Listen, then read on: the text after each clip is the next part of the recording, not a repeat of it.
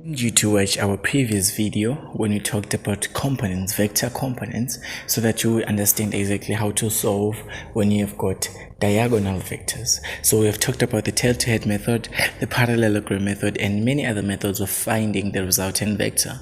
But then now we have got diagonal vectors. So here are the steps in which you can use to solve diagonal vectors.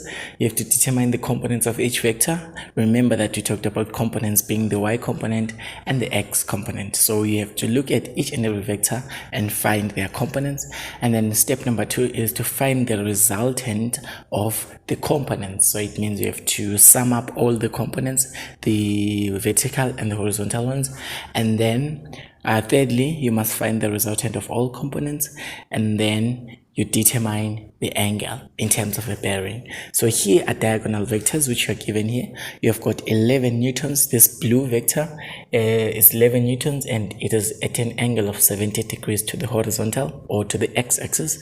And then you have got the green vector of 20 newtons at 35 degrees to the horizontal x-axis.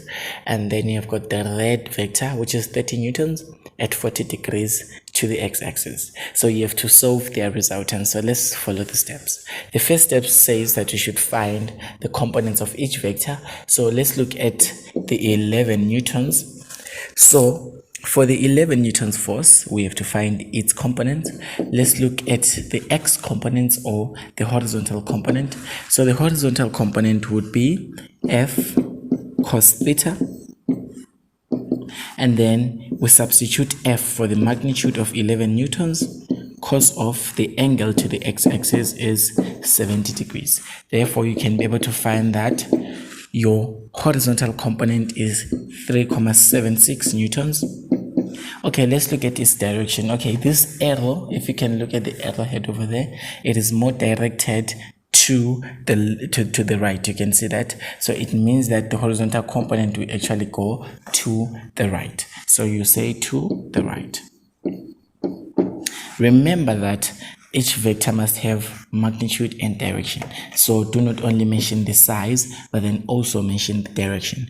So we go to the y component of that force, whereby we substitute 11 sine of 70 degrees.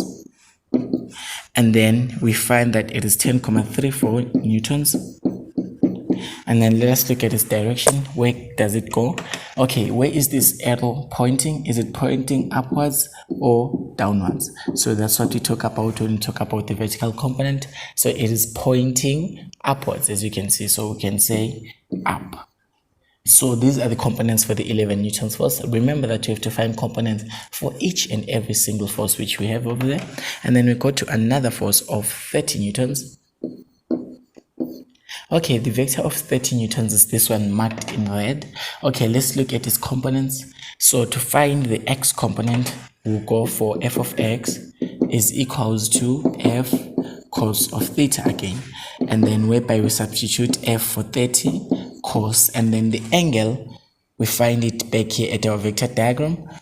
So here, this is our angle of 40 degrees. Therefore, we'll say cos of 40 degrees. So here, to calculate that, we'll find that the horizontal component is equal to 22,98 newtons. And then let us look at its direction. So you can see that this arrow is pointing more towards the left. So for horizontal movement, it will be left. And then we go to the vertical component of the 30 newtons force, whereby it's F sine theta, and then we say 30 sine theta, which is 40 degrees. And then to solve that out, we would find that it is 19,28 newtons. And then for its direction, let us go back here and check out its direction.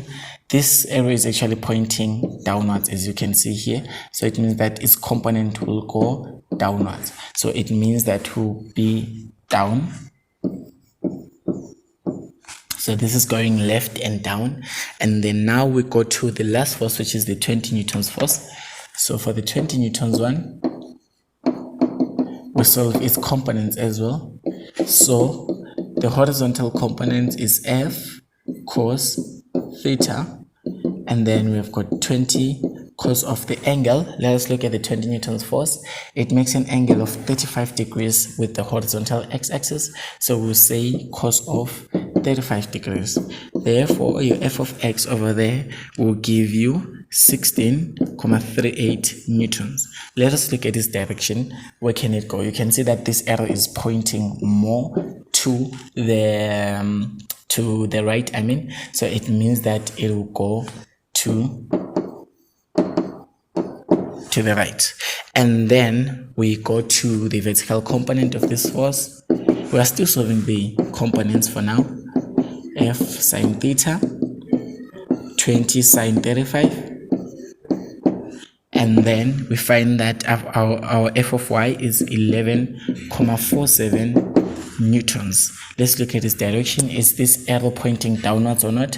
It is downwards or upwards if we're talking about the vertical component. So it means this is pointing more downwards. Therefore, we'll say down. So now we are done with the first step. We go to the next step.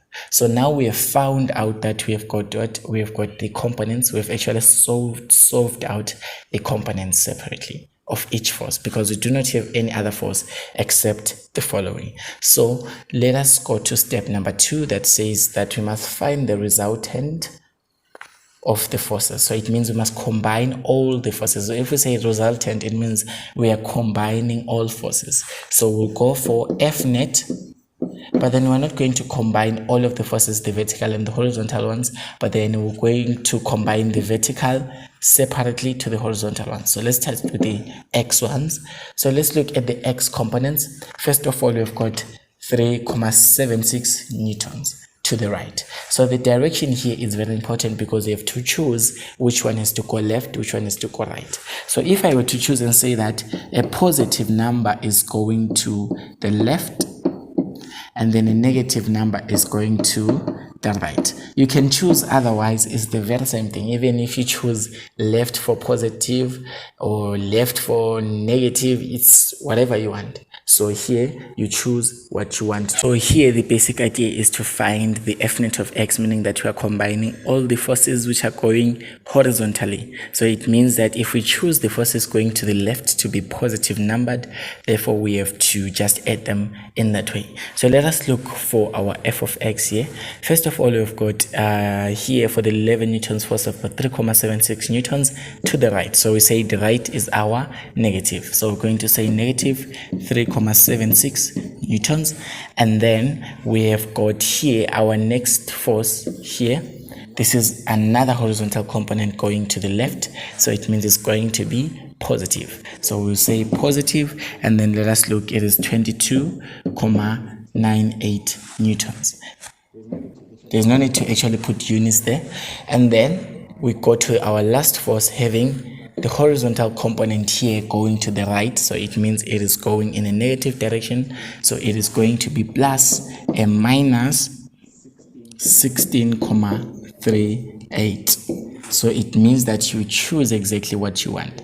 So here you can choose to take left for negative or right for positive. It's the very same thing. You're going to get the same answer. So here, to add all of these together, you will find 2,84 newtons. Let's see, is it actually positive? No, it's actually 2,84, negative 2,84 newtons. So this is not actually the answer, not at all. So it is not the answer. So we actually have to change the sign of negative to a direction. Remember that we said our direction, oh no, it's actually positive here. So here you have to change this to one of those directions. So let's look, what is our positive? Our positive is our left and our negative is our right. So here we're going to go ahead and say this is 2,84 newtons to the left. So this number is actually positive if you work that out. And then now we now go to the F net of Y. So it means we are summing up all the forces which Y has got. So if F net of Y, so let's choose the direction and say that let's take positive for up and then negative for down. So this is what I'm choosing. You can choose otherwise as well, but then let us go and see the vertical components. We've got, first of all, for the 11 newtons force, we've got this one of 10,34 newtons up, so it means it's going to be positive 10,34. And then we've got here we've got another force here of 19,28 newtons downwards. This is for another vector. Remember, this is for the 30 newtons one, so it's 19,28 newtons downwards, and our downwards is actually a negative over there, so you can just say here minus 19,28. And then let's go to the last vertical force which we have here. It is this one, which is 11,47 newtons downwards, so it means it is subtracted, so we're going to say minus 11,47 newtons. And then now we are going to sum this up. So if we are summing this up, let us see. If we are summing this up, we're actually going to get a negative number here. So it's going to be negative 20,41 newtons. So if it's negative 20, it's negative 20,41 newtons, we have to convert this negative to a direction. We look at our directions over there. It is negative for down. So if you chose up for negative, it will still be the same thing, because you actually get a positive number here. So it means this is what? This is 20,41 newtons downwards. So it means here I'm actually challenging you to actually use this vice versa and just say this is down and then this is up. So just to test it out if it's going to give you the same thing. So it means now we have got the sum of all the components. We now go to the resultant now. So to find the resultant here, first of all, we've got our vector here that says 2,84 newtons to the left. So we must draw that out to be 2,84 newtons to the left. Do you see that? It's 2,84 newtons to the left. And then we have got 20,41 newtons down. So we'll have our vertical one for 20,41 newtons down. And then now our resultant will actually be here using the tail to head method. So it is from the tail of the first vector to the tail to the head of the last vector. And then here we can have an angle of 90 degrees to complete a right angle triangle. So it means now we can apply Pythagoras by saying that our resultant over here will be resultant squared is equals to 2,84 newtons squared plus 20,41 newtons. So this is applicable only if we have got a right angle triangle. So here we've got R is equals to 20,61 newtons. And then now we know that our resultant, the magnitude is 20,61. So this is the step. Okay, but then a resultant is actually a vector, if you can see here. So this is your resultant vector. It must have a what? It must have a magnitude and then a direction. So we have to now mention what is its direction. Where is this vector going? So that blue vector, to be able to find a direction called a bearing, I strongly recommend you to watch our video whereby we actually explain how to use a bearing to actually measure vectors. So if you can see this, let's just put a line here. Yeah, let's say this is our line. This is our Cartesian plane. So it means this is your east, and then this is your south, this is your north. Remember that your bearing always starts at north as 0 degrees. So it means that your angle you are looking for is this angle up to here. So that is the actual angle you are looking for. The angle of the resultant from this north as 0. So it means that your protractor must be at 0 degrees there. So I recommend you to definitely watch that video because it will help you to understand how to solve this. And then you know that here you can find an angle theta using trigonometry, since we've got a right angle triangle. Therefore you can use the tan of theta because you've got its opposite side and then you've got its adjacent side. So if you can see, this is adjacent to this angle over here. So you can go ahead and say opposite, which is 20,41 over adjacent of 2,84. And then you say theta is equals to second function of tan 20,41 over 2,84. So now we are looking for your angle of theta, and then you find out that your theta is equals to 82,08 degrees. So here your theta is not actually the angle which I marked in red. This one is not actually your bearing angle, but then it is the angle here. So that angle, if you can see that if we start from here north and all the way here, we'll cover let's see, you cover 270 degrees in total. So it means you have covered 180 from here to here, and then from here to here you've covered another 90 degrees. So it means it's 270 degrees in total. But then now you know that out of 270 degrees you have got 82,08. So you have to subtract that so that you remain with this red angle alone. So for your bearing angle, you say bearing is equals to 270 degrees minus 82,08 degrees. That will give you an angle of 187,92 degrees. So it means that this is your bearing angle which you use for your final answer. Therefore, you conclude and say that the resultant is equals to, remember it's a vector, so you must mention the magnitude and direction. This is the magnitude or the size of the resultant vector, so you write it down as 20,61 newtons. A bearing